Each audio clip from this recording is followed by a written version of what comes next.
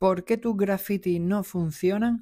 Y eso se basa en la estructura inicial. Seleccionando la palabra que es Word, podríamos escribir toda la palabra del mismo tamaño con un tamaño grande, pero no. Voy a hacer una O más pequeña en una línea recta, pero prefiero ponerla en la parte alta. Y siguiendo el palo de la R como el de la W, pero al revés, ya le estoy creando movimiento a mi letra y ahora le pongo este palo un poquito más largo y con curva y así voy viendo por dónde queda. La L podría hacerla recta, podría hacerla doblada, incluso añadirle un palito, pero mejor hacerlo de una sola vez. También podemos probar pasándolo por debajo, buscando la mejor opción. Todo esto lo recomiendo hacerlo a lápiz. Yo lo hago así para que lo visualicéis bien, ya que en un iPad tengo la opción de borrar en un solo clic. La D, por ejemplo, la estoy uniendo con el palo de la R.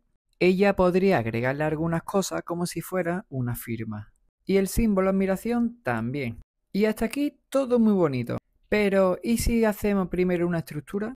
Por ejemplo, voy a hacer esto. ¡Ay, qué bonito! Y ahora, a partir de aquí, voy haciendo las letras. Y si no me gusta, pues hago otra. Y así, hasta que me aburra o haga otra estructura nueva. Y como esta no me convence, pruebo con letras cerradas, abiertas, con un palo más largo, curvado, de todo. Y si después de todo esto no va bien, a lo mejor lo que tenemos que cambiar es el tamaño o el formato.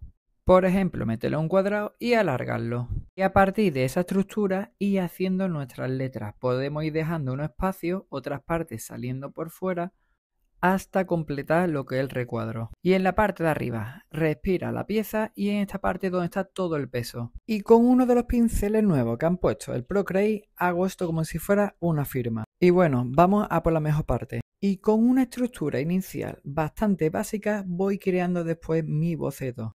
Estoy creando un graffiti well style con algunas flechas y algunas partes más anchas y más finas. Una vez que lo tengamos ya pasado a limpio, quitamos la parte del centro, creamos los 3D, en este caso con un punto de fuga abajo y ya empezamos a meterle los colores, algunos efectos y ahora trabajando el fondo con mucha firma por el estilo. Si esto lo hicierais en la pared, primero recomiendo hacer el fondo y luego la pieza. Ahora rellenando los 3D con algunas partes de línea para darle luego unos colores o luces, distorsionando el fondo para que las letras tengan más protagonismo y ahora perfilando el Powerline. Y una vez que tengamos la pieza totalmente limpia, empezamos con los brillos. Recordamos que los brillos siempre vienen de una posición. Y ahora un Powerline blanco. Hacemos una sombra a la pieza por debajo.